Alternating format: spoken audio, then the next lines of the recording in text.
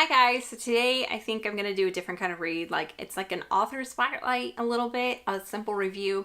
I'm going to still make it really quick for you, but it's like, I'm not doing all of her books, but I'm going to just mention all of her books in one series because I read a lot of them and some of them were really short, some of them are novellas, and they just don't warrant separate reviews.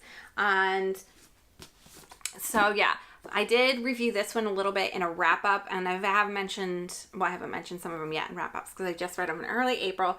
But yeah, I'm going to go a little more in depth about this one. But I went back and read the rest of the series in Lovett, Texas. So I think I've read all 4 of her books that are in Lovett, Texas. Is that 4? Yeah, all 4 of her books that are set in Lovett, Texas. The reason I went back to the series is because some of the other books that I did like by her had connected back to the Lovett, Texas a lot, and I was like, you know what, I'm gonna go for it and I'm gonna try it out. And I had tried out beginning of other series, so I went for this one and tried out this one. So the book number 1 was Daisy's Back in Town, and this was a longer length book like Rescue Me. It was a normal, what are these, 300 pages? Yeah, 300 to 400 page books. And this one was definitely longer as well. And this one follows a young man named Jackson, and Stephen is his best friend, and they meet this young girl on the playground. She's got this red bow, and they're in love with her, right? And they're just best friends. There's not really love in the beginning because they're just young, very young, 2nd or 1st grade, I think. And they just grow up together, and they're all best friends. They all kind of equally have love, mutual. Well, at one point, both of the boys are I'm in love with their best friend who's a girl, and they say, yeah, neither one of us can have her then. Well, she goes off and does end up start a relationship with one of them, and because she's interested in Jack, and it's a very up and down, it's very emotional, and it's a lot of fighting, and they're hiding from everybody kind of thing, and it's young and makes stupid teenage mistakes, and she gets pregnant. When she first gets pregnant, she doesn't know what to do, and then all of a sudden Jackson's life turns upside down, and both of his parents die in a tragic car accident, and he is angry and mad, and he pushes her away and says he doesn't love her. And so then she goes off to the other boy and tells him, and he's like, I've always been in love with you. And of course she loves him because it's her best friend and she's known him forever. So she goes off with Stephen, marries him, moves out of town, leaves for a decade and a half. And then Stephen ends up dying from cancer. So that's where the story all starts. It's kind of a long beginning. She comes back to town to tell Jackson that she had had a baby. And that baby's name is Nathan, and he is 15 years old. So there's a lot of anger and a lot of hard issues. And at first she does not tell him, because it's just the moment isn't right. And every time she goes to see him, she's trying to tell him that it's right. But there's a lot of anger and back problems in this story, and just people being hurt.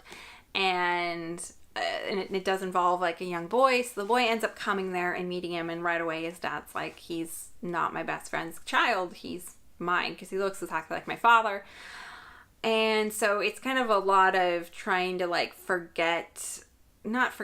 forgive the past and what happened and how they were both erratic, and that for her the best thing was to have a stable relationship at the time. And so there's kind of a lot of hurtful pain to go through and all that. This is one of my favorite books she's written. I thought Jackson, or Jack, the dad, the biological father, I thought him working through she does do a moment of him working through his anger and pain, and he has to kind of let this go because he's been in love with her all his life, and he wants to be with her, and he wants to help raise his son. And so him working through that, I thought that could have been a little more played out. It wasn't as fulfilling as I thought it would be, which is kind of in style Rachel Gibson. She kind of ends up rushing a lot at the end. I really like this one. Out of the whole series, this is probably my favorite. The next one was Crazy on You, and this one is a short book. It's a novella. It's about 150 pages, and this is about Lily, and Lily is her sister, is Daisy's sister. So Daisy and Jackson end up married, or not married. Daisy and Jackson end up being together. So this is like a decade later, because Daisy's sister Lily in the first book originally was like getting a divorce, going through really bad times. Her husband had run off with somebody else. She drove her car into the living room and it was a bit crazy. So that's the one thing she hates, is being called crazy. And she has a son that she was left with, and she's raising him by herself, and she's like started this life that she absolutely loves. And she's a hairstylist in Amarillo, which is like, I think, an hour drive from this small town in Texas. And she's got her life together and got a house, and she hates when people call her crazy because she did some things when she was a teenager or when she was young and first married. Anyway, a boy moves in next door. He is a veteran and he is a cop, and his name is Tucker Matthews, I think. His name is Tucker.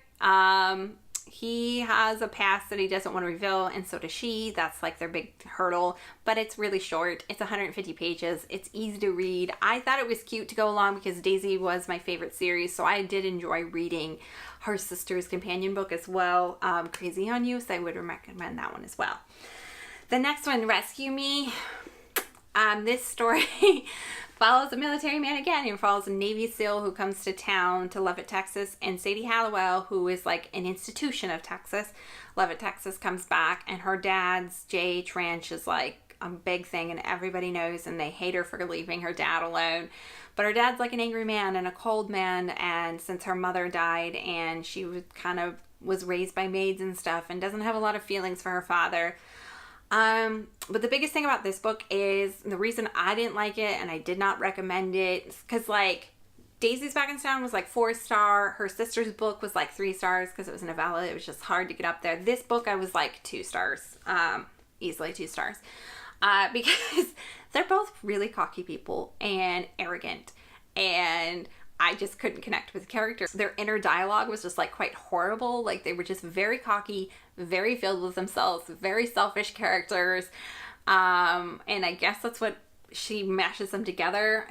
But it wasn't entertaining for me because I didn't like the characters in the end in that one. And there wasn't that much romance. The romance was rushed. It was all about physical stuff, which she does put physical stuff in all these books, but sometimes her romance is a lot more played out. And this one is one that it was rushed, and I didn't already like the characters, so I do not recommend this one. The last one is a novella as well. It was like 75 pages. It was so short, and it is called I Do. It is about the young boy Nathan, who is back in Daisy's Back in Town. So it's been like a decade, and he's in his mid-20s, 25, 26. There is a girl named Becca who is a hairstylist who works for Lily, and Lily was Daisy's sister, who has the hair shop in Amarillo, and she's quite young, and she also knew Vince in this book. Vince is the main Navy SEAL guy in this book, because she ran into him and like cried about her ex-boyfriend. So she's like in a part where she doesn't want to repeat herself. He has grown up a lot. He went to college. He works at his dad's car shop, and he's like in a steadier relationship. And that's like the thing, is his girlfriend's up and left him, and it's been months, and he needs to break up with her, and he meets Becca, and he like instantly loves her. It's an insta love story. So this one brings back all the characters. It brings back characters from other books I haven't read, but it brings back characters from Rescue Me and Daisy's Back in Town, and it brings back all the characters from Lovett, Texas. It's kind of like a wrap-up thing. I didn't like it. I didn't need to read it. It was kind of boring, and it was really short, so it wasn't bad that I read it, but it was just kind of like, well, whatever. I didn't need to read it. I recommend the first 2 books in this series. I really did like them. It's just up and down with me with Rachel Gibson. Sometimes I really like them, but they're all really, really short. Even these 300 to 400 pages do not take me long. They're all easy to read. There's nothing hard. It's nothing gripping. It's just, you read them and you're done, and they're just like little romances. But out of these ones, I do recommend the first 2. And I will see you guys in the next simple quick review.